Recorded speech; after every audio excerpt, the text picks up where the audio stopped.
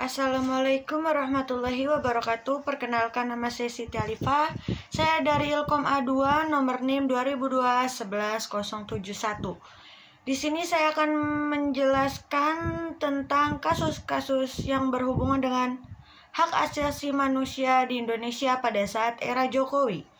Yang pertama ada hak kebebasan beragama atau keyakinan terganggu karena politisasi SARA.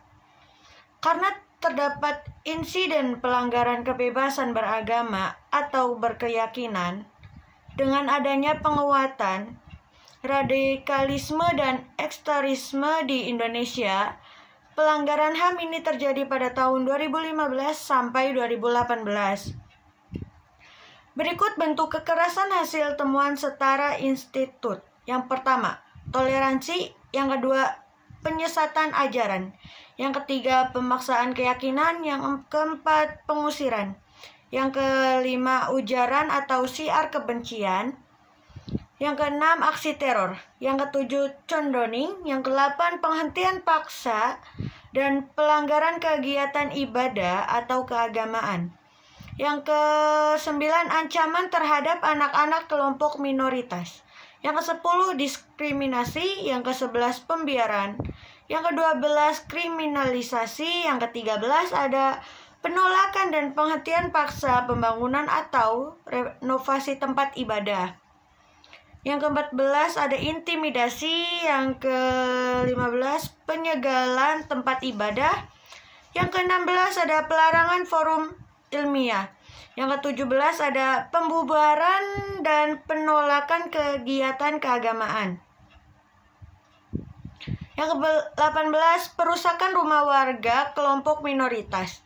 Yang ke-19, ada pemerasan. Dan yang ke-20, ada pemaksaan mengenakan atribut keagamaan di luar keyakinan yang bersangkutan.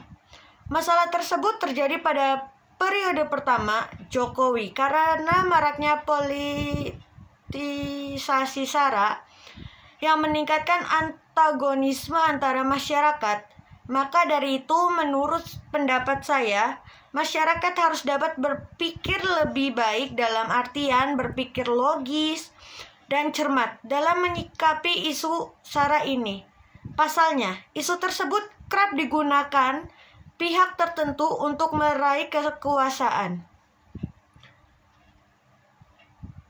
Semua khawatir masyarakat terjebak politisasi SARA, sehingga seolah membenarkan tindakan SARA yang dilakukan terhadap kelompok tertentu. Misalnya, ada tindakan kekerasan oleh kelompok mayoritas terhadap minoritas karena merasa sebagian masyarakat mengalami tindakan tersebut. Akibatnya, penegakan hukum dan HAM tak berjalan sebagaimana mestinya. Yang kedua, ada masih terjadi pelanggaran HAM di era pemerintahan Jokowi, mulai dari pelanggaran demonstrasi, pemberlakuan hukum mati, hingga kekerasan oleh aparat negara masih terjadi. Baru beberapa bulan pemerintahan Jokowi berjalan, kasus pelanggaran HAM terjadi di Pania, Papua. Konflik antara warga dengan aparat keamanan menyebabkan 5 orang tewas akibat berondongan peluru. Yang terakhir, pecah kerusuhan Mei pada tahun 2019 di sekitar gedung Badan Pengawasan Pemilu.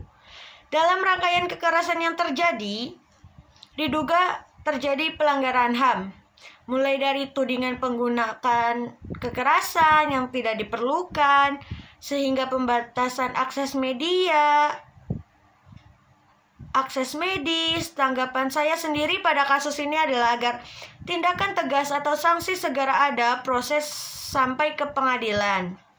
Harap besar dari korban dan masyarakat Papua secara umum agar kasus ini dapat mendatangkan keadilan bagi semuanya. Yang ketiga, ada kasus pemenuhan hak perempuan, pengungsian, suku pedalaman, hingga diskriminasi kaum LGBT. Dalam laporan itu, Amerika Serikat juga menjabarkan secara detail berbagai pelanggaran HAM lainnya yang terjadi di Indonesia selama tahun pandemi. termasuk pemenuhan hak pengungsi, pencarian suaka, diskriminasi terhadap suku, pedalaman hingga kaum lesbi, gay, biseksual, dan transgender. Terkait hak perempuan, Amerika Serikat menganggap hukum di Indonesia belum sepenuhnya menjunjung tinggi hak perempuan, termasuk cara berpakaian, diskriminasi di tempat kerja, hingga penanganan kasus pelecehan seksual hingga pemerkosaan. Menurut saya, realitis yang ada di tengah masyarakat Indonesia menunjukkan bahwa masalah kekerasan terhadap perempuan atau siapapun itu dan perlindungan perempuan, korban kekerasan dalam bidang hukum masih sangat rendah. Maka dari itu, hak-hak perempuan harus lebih dijunjung tinggi agar tidak ada lagi pelecehan-pelecehan selanjutnya. Sekian presentasi dari saya, kurang lebihnya saya mohon maaf. Wassalamualaikum warahmatullahi wabarakatuh.